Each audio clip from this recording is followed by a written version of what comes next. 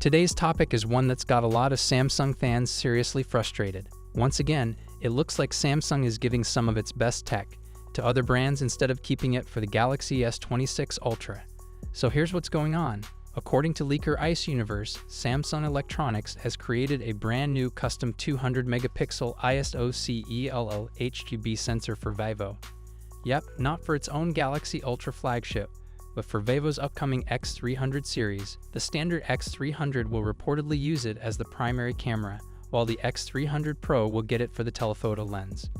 Meanwhile, the Galaxy S26 Ultra, it's still tipped to stick with a 1/2.55-inch telephoto sensor. Honestly, kind of disappointing when you think about how much Samsung fans expect cutting-edge camera hardware on the Ultra lineup. And here's where things get interesting. There's a growing belief that Samsung Semiconductor and Samsung MX, the mobile division, don't exactly play nice together. To outsiders, they look like two companies in conflict, almost like rivals under the same roof.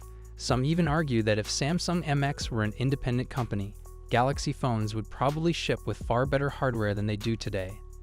It's a frustrating situation. On one hand, Samsung Semiconductor makes some of the most advanced camera sensors in the world. On the other hand, Samsung's own smartphones don't always get first dibs on that tech, while competitors like Vivo end up showing it off. So what do you guys think?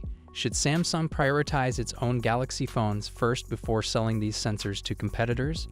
Or do you think this strategy helps Samsung overall as a business, even if it annoys Galaxy Ultra fans? Drop your thoughts in the comments. I'm really curious to see where you stand on this one. Fresh rumors suggest that Samsung might push the Galaxy S26 launch forward by about a month. Reports indicate the company is considering opening pre-orders in December, aligning the release with the holiday shopping season. While this could be a bold strategy to capture sales from Apple's iPhones, launching so late in the year might still miss the peak buying period. The Galaxy S26 Ultra is also expected to introduce the fastest charging speeds ever seen in the S series. According to tipster Anthony, the phone could fully charge from 0 to 100% in under 50 minutes, a major step forward for Samsung's flagship lineup. As for pricing, early listings suggest consistency with previous models. The Galaxy S26 Ultra is expected to cost $1,299.99 for 256 gigs, $1,419.99 for 512 gigs, $1,659.99 for 1 TB of storage. These prices remain tentative, but they reflect Samsung's ongoing strategy of maintaining stable premium pricing across recent Ultra generations. But now I want to hear from you. What do you think about this? Should Samsung really push the launch into December to compete head-on with Apple, or stick to its usual early-year strategy? And how do you feel about charging from 0 to 100% in under 50 minutes? Let me know your thoughts down in the comments. As always, don't forget to like, subscribe, and hit the bell so you never miss the latest Galaxy leaks and updates. Thanks for watching, and I'll catch you in the next one. Samsung has disappointed many Ultra series fans by removing Bluetooth support from the S Pen, which also eliminates Air Actions.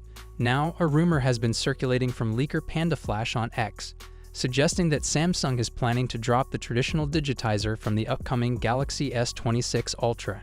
However, this claim is completely inaccurate. A more reliable source, Anthony, recently clarified the situation in a post. According to him, some upgrades were apparently held back on the Galaxy S26 Ultra in order to keep the S Pen. It's now fully confirmed that the Galaxy S26 Ultra will still include the S Pen. Anthony also shared an innovative idea for Samsung. What if the company made a model focused entirely on the S Pen and turned the S Ultra into the ultimate phone? Adding to this, another tipster, CID, also shared a tweet confirming that the Galaxy S26 Ultra keeps the built-in S Pen. What do you guys think? Should Samsung make a separate S Pen-focused Ultra as the ultimate Note revival? Or should they just keep refining the one we already have? Let me know your thoughts in the comments below.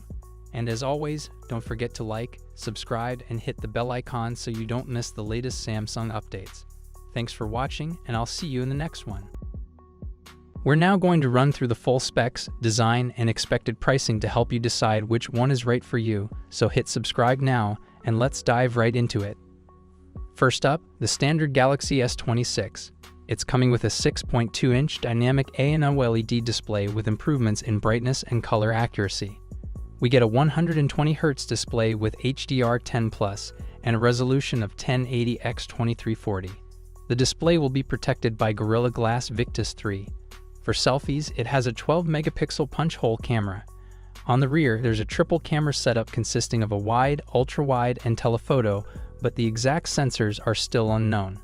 It'll be powered by the Snapdragon 8 Elite Gen 2 chipset and comes with 12GB of RAM and up to 512GB of storage, UFS 4.0.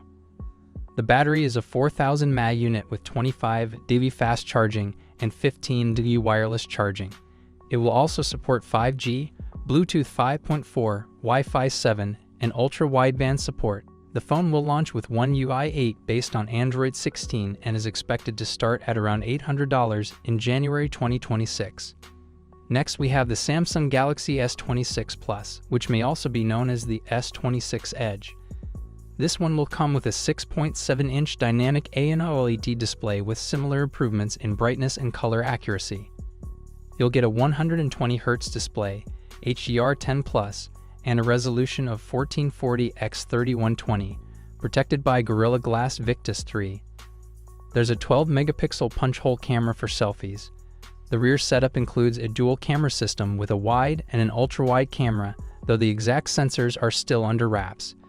It's also powered by the Snapdragon 8 Elite Gen 2 and will come with 12GB of RAM and storage options of 256GB or 512GB, UFS 4.0.